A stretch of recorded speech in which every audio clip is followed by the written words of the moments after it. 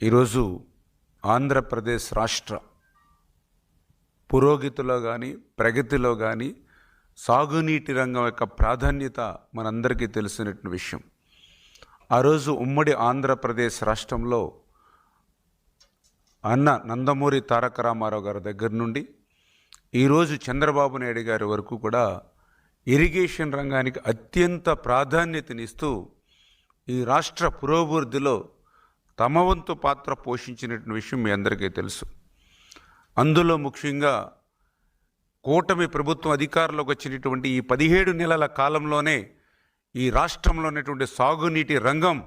ప్రగతి పదంలో నడిపిస్తున్నటువంటి విషయం, పురోభివృద్ధి విషయం కూడా ఈ సందర్భంగా తెలియజేస్తూ ఉన్నా. ఎందుకంటే మీరందరూ కూడా చూశారు, అధికారంలోకి వచ్చినటువంటి 6 నెలల్లోనే సాగునీటి రంగ వ్యవస్థను ప్రక్షాళన చేయాలనే ఉద్దేశంతో, సాగునీటి పనుల్లో రైతులకి భాగస్వామ్యం కల్పించాలనే ఆలోచనతో 5 సంవత్సరాలు నిర్వీర్యమైపోయి రద్దు చేయబడినటువంటి సాగునీటి సంఘ ఎన్నికలను సమర్థవంతంగా నిర్వహించి ఈవేళ రైతులకి ఇరిగేషన్లోను వ్యవసాయ రంగంలోనూ ప్రాధాన్యత కల్పించిన విషయాన్ని సందర్భంగా గుర్తు చేస్తూ ఉన్నా. అదేవిధంగా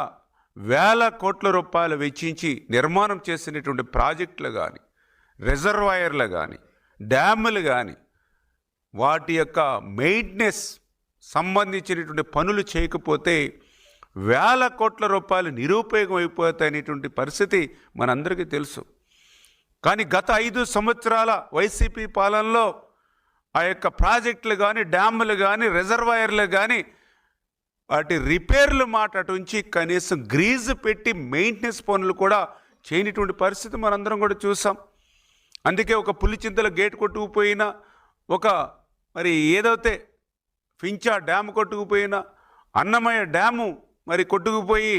ఆ రోజు ఊర్లు తుడిచిపెట్టుకుపోయి 42 మంది చనిపోయిన, గుండ్లగమ్మ గేట్లు కొట్టుకుపోయినా, ఇటువంటి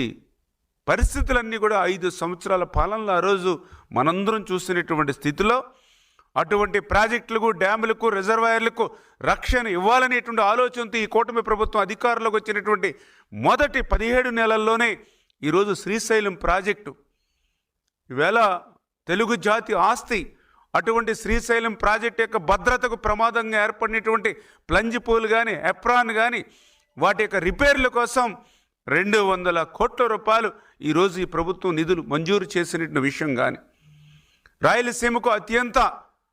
ప్రాధాన్యత కలిగినటువంటి తుంగభద్ర ప్రాజెక్ట్ ఏదైతే ఉందో